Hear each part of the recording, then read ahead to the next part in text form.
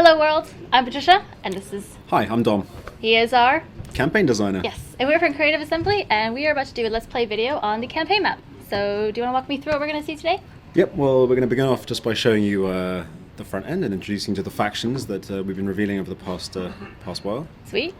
I mean, this is the front end at the moment. May change a little before we release, but you get the idea. We have our factions, or our major faction groups up top here. In this case, we have Rome selected. You can see that we have the three families, the houses you can choose from. Cool. Now, each major faction, that is Carthage or Rome, or each faction group, Eastern Empires, Britannic tribes, Gallic tribes, successor kingdoms, and Germanic tribes, have a sort of a unifying faction trait. Now, in the case of the Romans, they get this little experience gain rate boost to their heavy infantry, and they get some food production bonus across their provinces. Everyone likes bread. Everyone likes bread, and circuses. Yeah. And then these remaining three traits are actually specific to whichever faction or family you pick. So in the case of these guys, the Cornelia, we have they're great administrators, obviously important statesmen within Roman politics, so you get a little tax bonus. They were very fond of Greek people, so you have this little Phil-Hellenic diplomatic bonus with all Greek factions. Sweet. But also they're a bit up themselves and don't care much for the little man, so they get some public order issues in their regions and provinces. Some riots going. Now Julia, which is Caesar's house, of course, again they'll have the Roman legions and the bread and circuses, but they also have a Romanization bonus, which means they can convert provinces to Latin culture a lot faster than the other two families can. Countered by their drawback, which is the fact that no one really likes them because they're so keen on crushing everyone's everyone's culture, that they get some penalties to public order there.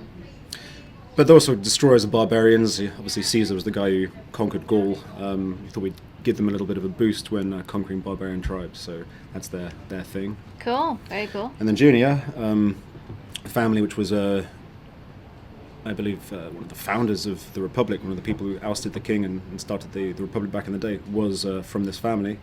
And so they have this founding fathers trait, which gives them a little bit of a public order bonus when they are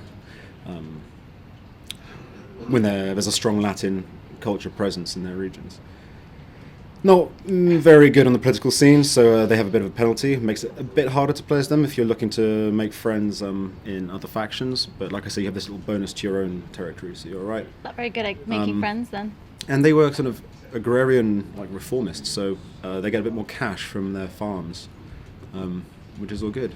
And yeah, I mean, you can see something similar with Carthage. We have the Hananids, the Magonids, the Barkids, and they all have similar things. So they'll have two traits that are common to them, and then the rest will sort of change. And now we have different victories as well, right?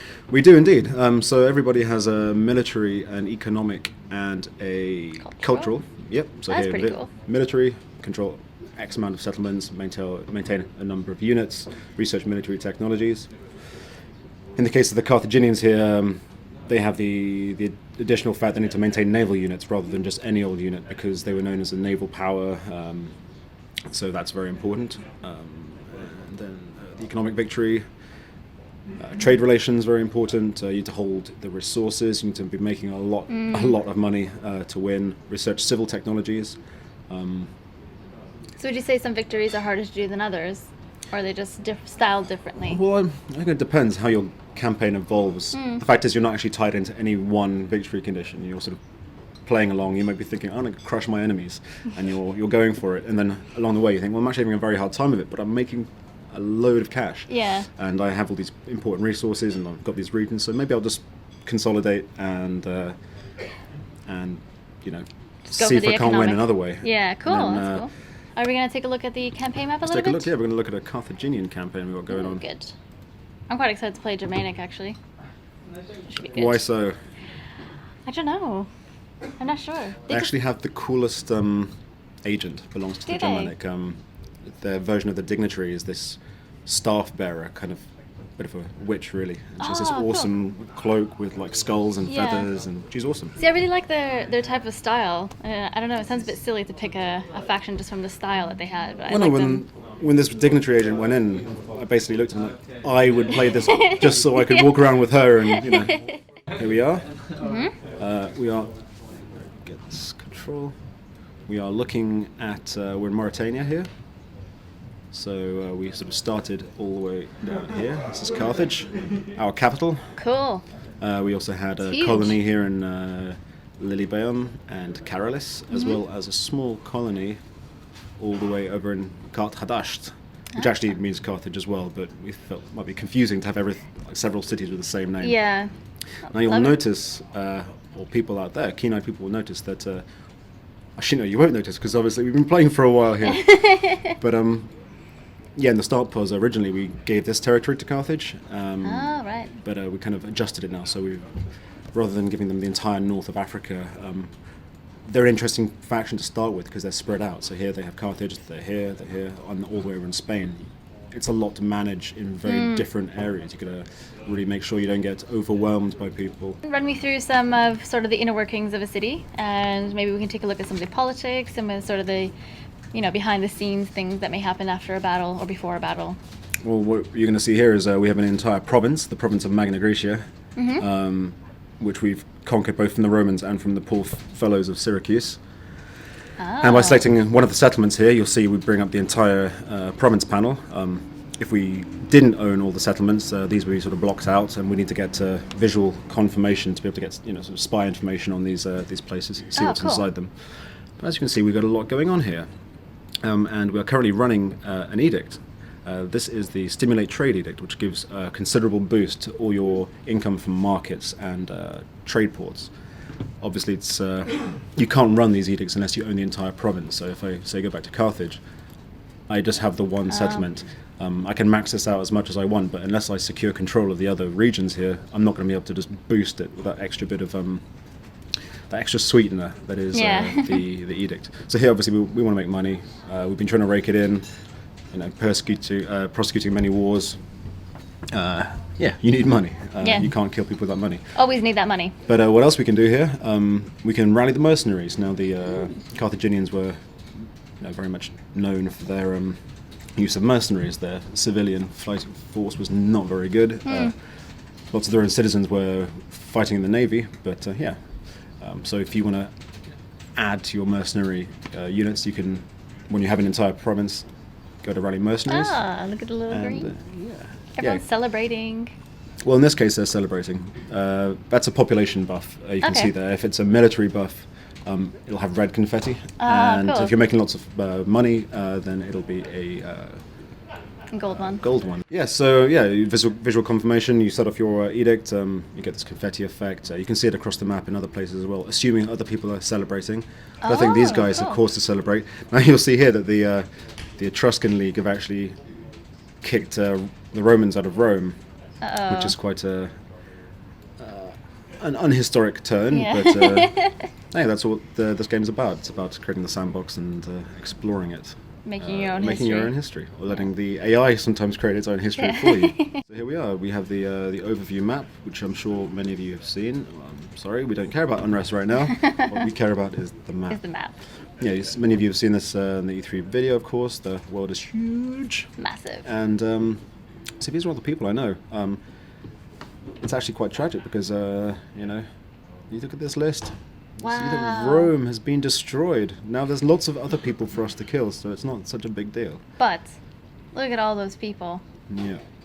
So we've done a bit of exploring. We've seen some ships around. You can see that we've got trade relations going on, and by trading with people further afield, you reveal more and more. As in Shogun 2, you have to encounter a faction before you can actually deal with them. Yeah. And you've made some enemies as well. Well, of course, not everyone is going to be on good terms. Like here, the Seleucids, for example, they have not much of a reason to like me. No. I'm dealing with their enemies. Sorry. You can see I've dealt with them in the past, so they have some goodwill. But when combined with the fact that I'm basically trading and being all pally with some of their worst enemies, Yeah. it doesn't add up very well. Are you going to try to rectify that, or are you just going to... Well, they're a bit far away for the moment. I'm sort of concentrating on this area here. Not a problem. The minute I start moving across, or if they survive and make their way across and start conquering, when we encounter each other, chances are it's going to start off very badly. Cool. And yeah, and as someone who is, on good terms with me, we have the Celtiki, or however you want to pronounce that. Cool. Well, thank you so much, Dom, for taking me through this, and I guess see you guys around. I'll see you soon. Thank you for watching.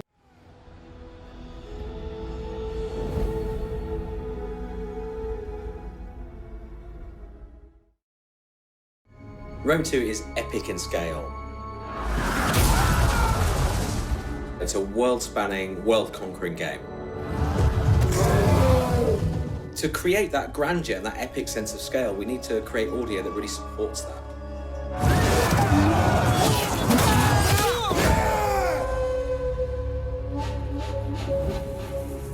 So the prologue in Rome 2 is a kind of contained, narrative-driven mini-campaign that leads the player into the full campaign game. Soldiers of Rome, we have travelled far together, down a path not of our choosing. So we have Mark Strong playing the part of Silanus, who's the kind of protagonist in the prologue.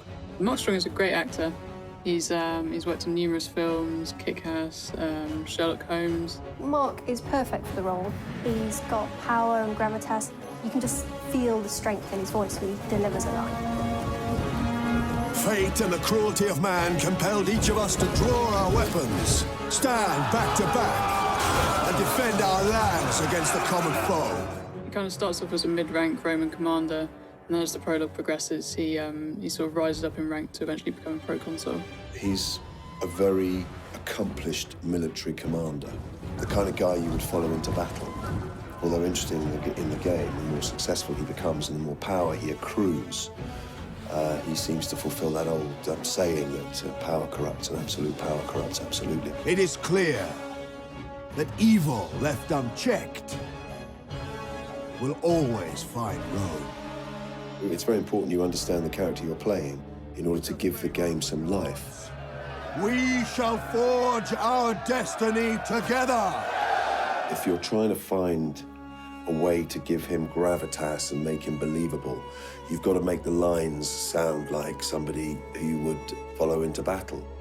We did not seek this war. It is our homes at birth. So I've given him a kind of gravelly strength. He definitely draws the player into the game right from the start. He sort of builds up his character really well, and just kind of the weight and command in his voice works really well. My work this morning, there's been a lot of rallying call to battle, so as far as I'm concerned, Romans spend most of their time fighting, it seems to me. For Rome!